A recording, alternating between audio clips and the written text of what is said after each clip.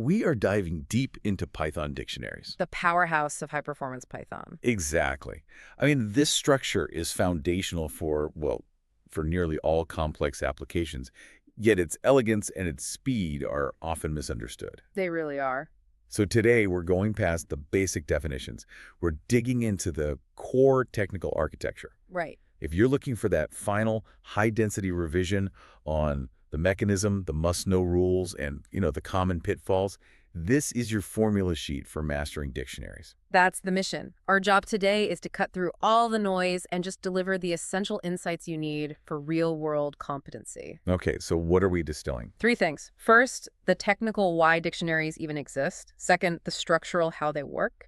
And third, the absolute must-do techniques for accessing nested data. So we're focusing purely on the practical essentials, the things that will immediately improve your code's performance and stability. Precisely. Okay, let's start at the beginning then.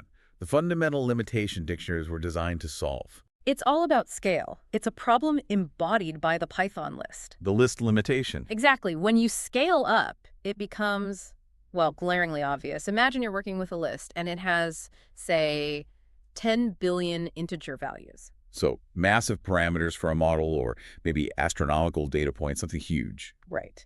Now, if you try to search for just one specific value in there, maybe the number 9,999,000,000, you get the picture. Oh, yeah. We've all hit that moment. The code just hangs. It just sits there churning. So why does it choke like that? Because a list forces the computer to operate with linear time complexity. Meaning it has to check every single value one by one until it either finds what it's looking for or it hits the end. Exactly. And technically, we express that as O of n. The time it takes is directly proportional to the number of items, the n in the list. So on a list of 10 billion items, that search is. Completely infeasible. It just won't work in any reasonable amount of time. Which is where the dictionary solution comes in. It bypasses this whole problem. It does. The moment you switch to a dictionary, you're tapping into a concept called hashing. And instead of checking sequentially, the dictionary achieves O of 1 time complexity for lookups. O of 1. Okay, so that's constant time. It doesn't matter how big the data set is. Not at all. Whether the dictionary has 10 items or 10 billion, the time to find a key is essentially the same. That sounds like black magic. Yeah. How does hashing actually accomplish that instant retrieval? Well, think of it this way. A list is like searching a huge library shelf by shelf. That's your O of n. Right. A dictionary using hashing is like a super smart librarian who instantly gives you the exact floor and shelf number just based on the key you provide. Okay, so it's not searching, it's calculating a location. Exactly. Python runs your key through a hashing algorithm, and that instantly generates a specific direct memory address. It's a direct jump. And that's why it's so fast. That jump is the key to managing vast amounts of data efficiently. It is. So dictionaries are built for speed, using this hashing and direct memory access. But that power comes with some pretty strict structural rules, right? All based on key value pairs. The structure itself is simple. You have the key, a colon, and then the value. The key is the label, the value is the data. But the rules for the key, that's where people trip up. It is. Rule number 1, keys have to be unique. If you try to define the same key twice in one dictionary. The new one just overwrites the old one. Right. You don't get 2 entries, you just update the one that's already there. And this leads to a really important technical restriction. Yes. Keys cannot be mutable data types. Yeah. So no lists, no other dictionaries. They can only be things like an integer, a string, a float. Or immutable collections like a tuple. Right. So wait a minute. If the speed is all about hashing, is that immutability rule directly connected to that? I mean, what happens if I try to use a mutable list as a key? Right. Would that just break the system? Precisely. That's the critical insight here.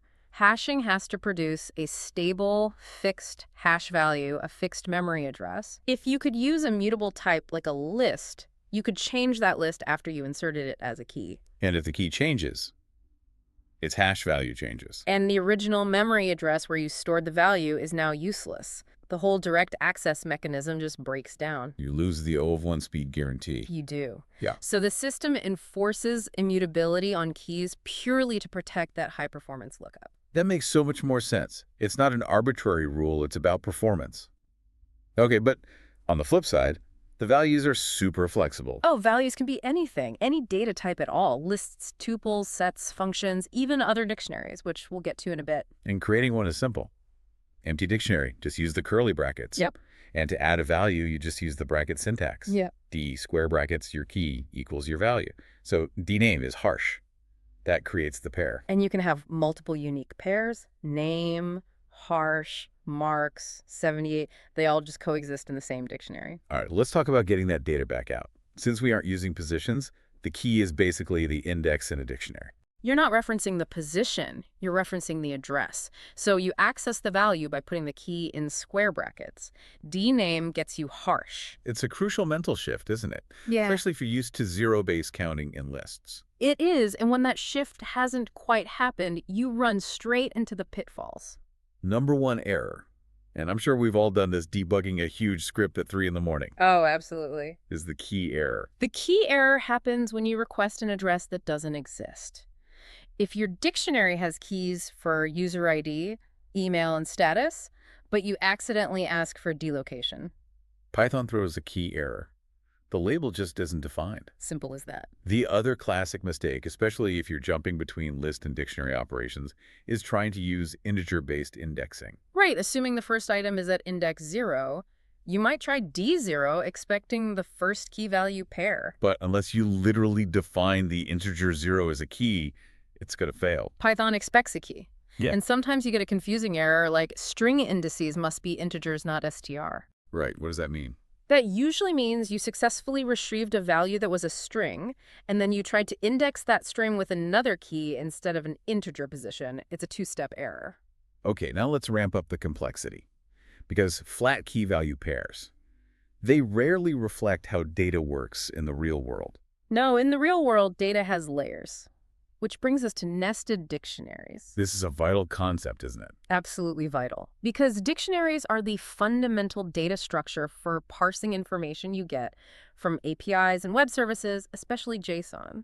So a nested dictionary is just when the value of a key value pair is itself another complex structure. Exactly. The value isn't just a string or an integer. It's a list, a tuple, or most often another dictionary that represents a whole other record or object. So instead of a key user pointing to harsh, it might point to a whole new dictionary that contains first name, last name, login date. Precisely. Or maybe you have a key X that holds a list of 4 different values, some numbers, some strings, and maybe an email address at index 3. And the challenge becomes accessing that specific little piece of data inside the nested structure. This is where you need what we call data type to data type jumping. You can't just use one set of brackets anymore. You have to navigate the layers. Okay, so what's the rule? The rule is use dictionary key access first to get the nested structure, and then you follow it with whatever indexing is required for that internal structure. So in your example with key X holding a list to get the email at index 3. You'd write it as DB3, you grab the list using the key X, and then you index that list using the number 3. So it's a layered access, key lookup, then position lookup. And that skill is non-negotiable for navigating the kind of complex data you get back from modern web APIs. All right, let's move on to the toolkit. The 3 essential methods for viewing and iterating over a dictionary. Right, and these only apply to dictionary objects. They are keys, values, and items. They're your window into the data. First up, D keys. This is great for just seeing all the labels you defined. It gives you back a dynamic list-like view of all the keys. It's called a dict keys object. But here's a common developer trap. Right. It looks like a list, it feels like a list. But it's not a true list. So if you wanted to, say, iterate through those keys and sort them alphabetically, how would you handle that dicties type? You can't just call a method like .sort on it. That's the difference between a view and a real data structure. You'd have to convert it first. Correct. If you need real list operations, you have to explicitly cast it. List. D.keys. That's a critical step people forget. Good to know. The second method, dvalues, is pretty similar. Yeah, it returns a dict values object, a view of all the values. Again, it's just a view, not a fully functional list until you convert it. And the third one, ditems, is maybe the most powerful for iteration. I'd agree. It returns a list-like view of all the key value pairs as a dictums object, but it's the internal organization that's really crucial here. It's a list where each element is a tuple containing key value. Exactly. And the big takeaway about that tuple is its immutability. While you can change the value in the dictionary itself, that temporary tuple returned by .items can't be changed once it's created. So it's perfect for safely looping through and just reading the key value pairs without any risk of accidentally changing them in the process. Exactly right. Okay, we've covered structure, speed, retrieval methods. Let's look at the dictionary's ultimate superpower, counting item occurrences. Yes. This algorithm is the perfect demonstration of how lists, sets, and dictionaries can all work together. The goal here is to count how many times each word appears in a list and then find the word that appeared the most. This is core logic for so much data processing. So step one is preparation. We start with our original list of words. Let's call it L. It's just raw data full of duplicates. Then step 2 is to get unique keys. And for that, we use a set. Since dictionaries need unique keys, we just convert our list L into a set S, And the set automatically strips out all the duplicates. giving us a perfect roster of unique words ready to be our dictionary keys. Step 3 is initialization.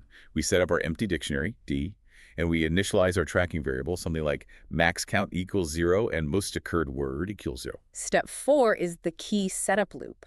Now we iterate through the set S, our unique words, and we initialize the counter for each one in our dictionary to 0. Word equals 0. We're just laying the groundwork. Right. And then step 5, the counting loop. Now we go back to the original list, L. The one with all the duplicates. Exactly. We iterate through it, and for every word we see, we use that word as the key and just increment its value in the dictionary by 1. Doer plus equals 1. And this is where that O of 1 lookup is so powerful. We're using the dictionary key as a super efficient counter. And finally, step 6, the max check loop. Now we just iterate through the dictionary we've built. We check if the current value, T key, is greater than our max count. And if it is, we update both max count and the most occurred word, since the key is the word. And that's it. That sequence list for the raw data, set for the unique keys, and dictionary for the actual counting.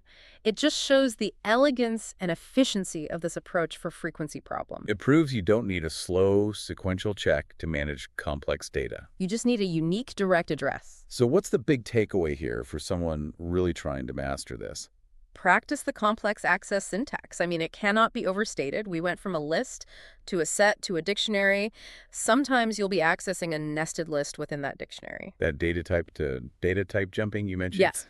Real-world data is multi-layered, and getting comfortable with that key access, then list indexing, or key access, then another key access, that is the single greatest predictor of success when you're working with JSON and API data. So to really cement that understanding of complex nesting, here's a final challenge for you. Oh, I like this. Try to create a dictionaries of lists.